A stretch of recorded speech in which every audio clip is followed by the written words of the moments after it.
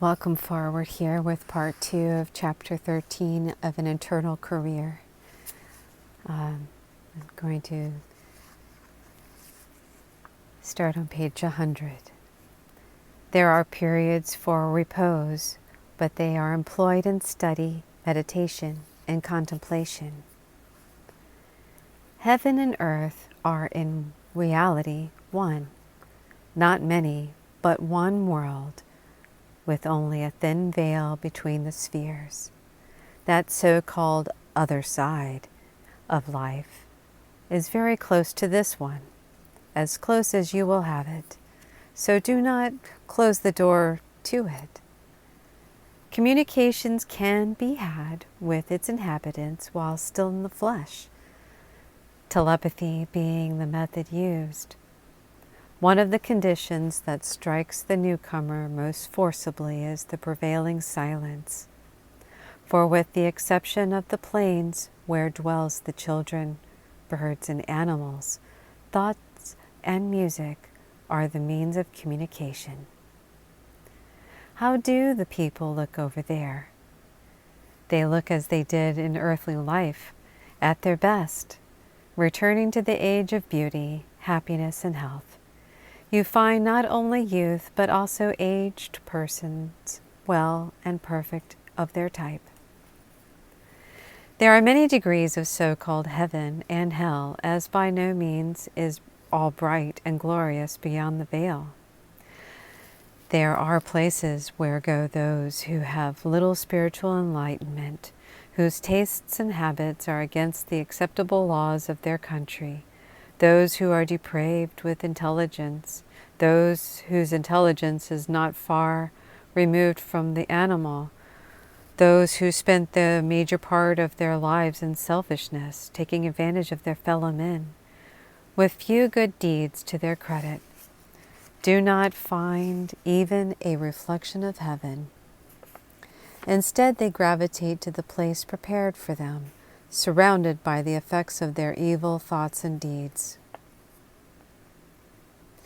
It is an historical fact that all the greatest criminals have sat in the seats of the mighty. There are no lack of accounts of tyrants in power, rogues in control, and imbeciles on thrones who showed their contempt for God by making war, which resulted in unspeakable oppression and retrogression for the human race. Death is the great leveler.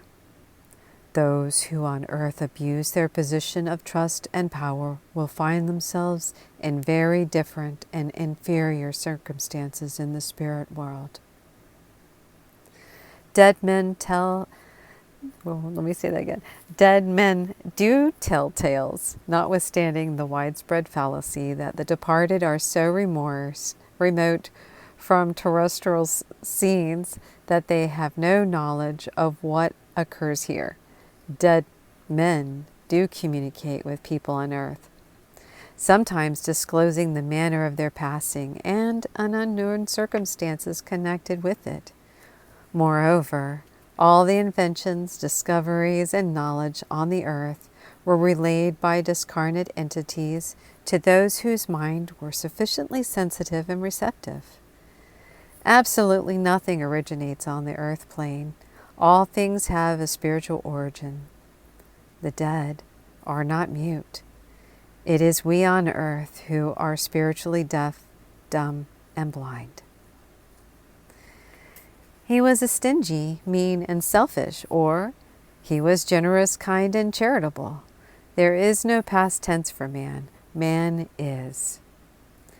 As he is before death, so he is after death.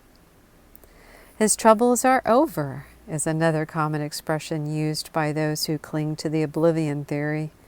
All troubles, with the exception of physical conditions, man takes with him into the next world. Life is synonymous with struggle. All created things evolve through conflict which is proportionate to their degree. Proportionate to their degree of development. Not until the soul becomes emotionless and at peace are its troubles over. How happy and proud a mother or father would be if they could now see their child grown to maturity. He or she would turn over in their grave if they had any idea of what was going on. And then there's, I'm so glad they didn't have to live to see certain conditions transpiring on earth. Those are quotes. The general supposition seems to be that when a soul discards his physical body, that he is no longer conscious, or that he is so remote from earth he can know knowledge of his activities. Consequently, people say and do many things that they would never say and do if the departed were present. Nevertheless, the dead, they are often a silent auditor and witness, and some of the things they hear and see make them writhe and squirm. Furthermore, they usually are present at the reading of their wills, which often proves to be a painful and revealing experience. "We will be a long time dead" is a common statement, true only of those who pass on a spiritual darkness, those who refuse to believe in an afterlife. Even as on earth, some people are obstinate and close their minds to spiritual truths, so they are obstinate in spirit and reject the fact of immortality. Such as these are unaware that they have passed on, but imagine they are dreaming, and in this state often wander on the earth plane for years. Of these it is truly can be said that they are dead for a long time. "They will live again" is an oft-heard praise, but in reality no one ever ceases to live. Forms and habitations change, but life, the eternal stream of consciousness, continues forever without interruption. How did this state of affairs ever come about, that men have so completely forgotten the nobleness of their origin and the grandeur of their destiny? Their plight can be compared to that of a wealthy man who has lost conscious knowledge of his identity, believes he is poor, and lives like a pauper.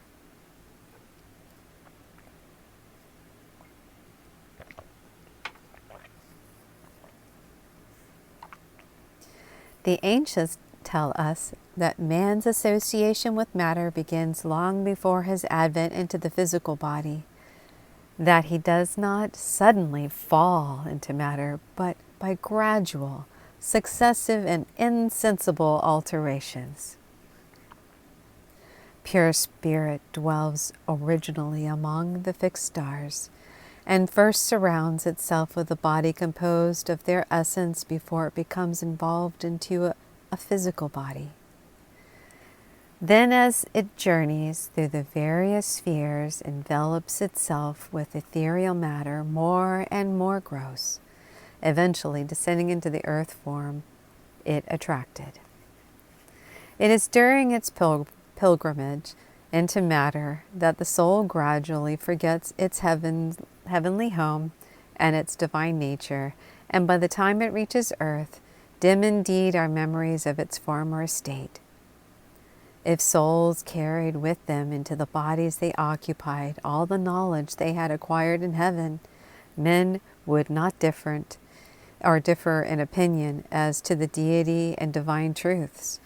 But some forget more and some less of that which they had learned prior to physical birth, and some forget so much they even deny the existence of the Creator and the immortality of the soul.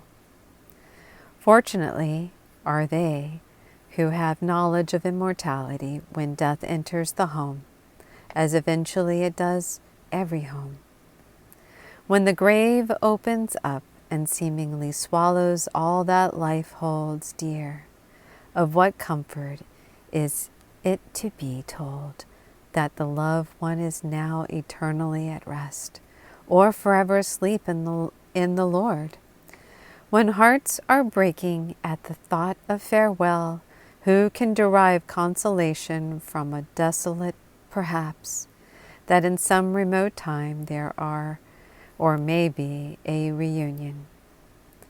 Contrast this pagan attitude towards death with that of the early Christians who rejoiced and give thanks to God when one of their numbers had departed from this world. It is not death, but life which separates people. As our lives diverge, we grow apart from friends and relatives, not physically, but mystically. We are separated not by space or distance, but by lack of affinity and similarity of tastes. Quite often, too, the soul on the earth finds itself in uncongenial surroundings. Quite often, one member of a family feels alien and strange, and yet the path of duty is definite and responsibilities are great. So rather than wound another or others by breaking away, the soul prefers to live in an uncongenial atmosphere. In the land of the Spirit, this is not necessary. The soul is attracted towards those with whom it is at home, with those for whom it has affinity. The way is quite clear. It is not decided by desire, but by the ability of the newcomer to adapt himself and give obedience to the laws. The spirit world a place of reality or phantoms, is it? The spirit world is a place, a real and tangible to the spirit body as the material world is to the physical body. It is the world of realities of which the earth world is the shadow, and wherein all things have their eternal pattern. Men rejoice at birth and weep at death. In reality, they should be doing the reverse. Birth is the death to the soul, while death is the soul's resurrection, and is not an occasion for mourning, but for rejoicing that the soul has risen.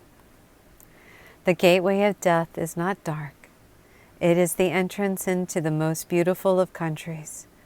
All the loved ones we knew long ago are waiting for us there.